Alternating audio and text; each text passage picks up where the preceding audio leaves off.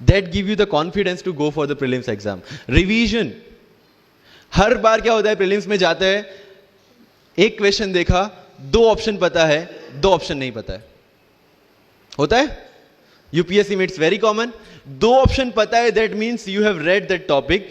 2 option नहीं पता, that means you lack clarity on that topic. ये डिलेमा वाले क्वेश्चंस जितने कम, आइदर आपको आता है और नहीं आता है, that's all.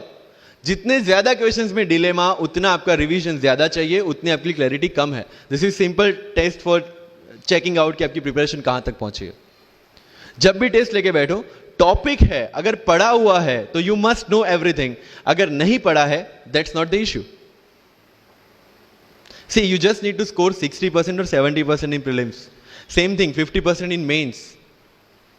So there is no one who can clear the 100% syllabus of UPSC. आज तक UPSC, GPSC दोनों फर्स्ट अटेम्प्ट में क्लियर करने के बाद भी, if I am asked something from medieval India, I don't know anything.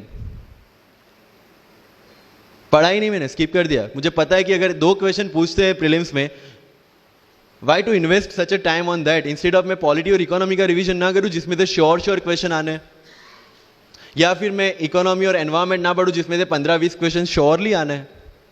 Y to waste some time on something which is very uncertain in exam. And believe me, जब मैंने medieval छोड़ा, मैं sir के पास गया था. ही माइट नॉट रिमेंबर, लेकिन मुझे याद है. मैं बोला, सर मेडिवल पढ़ूं?